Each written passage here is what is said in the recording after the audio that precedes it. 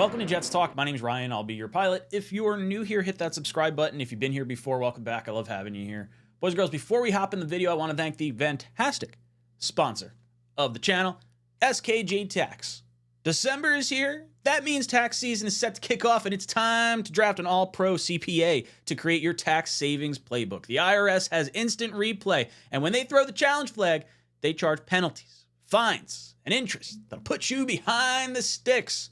Don't let the IRS sack your bank account. Hire JR the Tax Czar to drive yourself or your business down the field for a tax savings touchdown. The best part about SKJ Tax is JR is a Jet fan and he supports the channel. So if you want to support the channel, you want to help yourself out during tax season, head over to JR and SKJ Tax, linked in the description below. The next topic I want to talk about is little Zach Wilson news, obviously not starting against the Cleveland Browns tonight. He's been ruled out for this game because of his concussion that he sustained in the Miami game 2 weeks ago. Obviously did not play against the Commanders, and then on the short week was not able to play for the Jets against the Browns. So the question comes up, is this the last time we see Zach Wilson in a Jets uniform, or will we see him again maybe potentially in Week 18 against the Patriots? Maybe he can exercise the demons against the Patriots. For me, when I'm looking at this, I would prefer to bring Zach back as quarterback 3 to compete against someone we bring in as quarterback 2, and hopefully Zach beats out the quarterback 2, and you feel a little bit better going into next season with a guy who's been in the offense already. That's sort of where I fall in the Zach Wilson stuff. But when I see the concussion and you start to piece together some little breadcrumbs like, oh, he's reluctant to play behind the offensive line, and the offensive line is getting people peppered with either sacks or injuries or all the different things that he's been hit over the course of the year.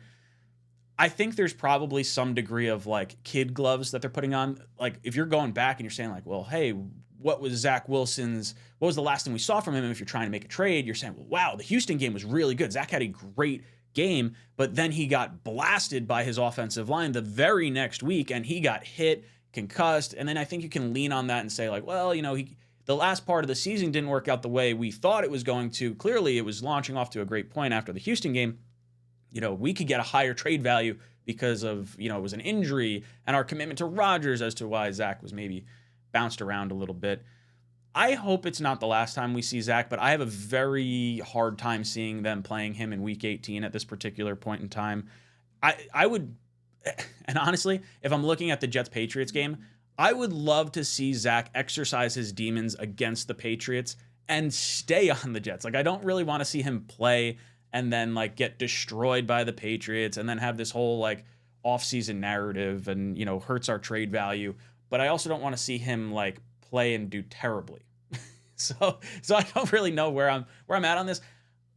Look, whatever gets us the best value and helps us win the most next year is what I want. If that's Zach as quarterback 2, great. If it's a draft pick for Zach because we just have to break ties, fine. That's great too. I'm not going to die on either hill on this one. But interesting stuff. I don't think we see Zach play again, at least this season.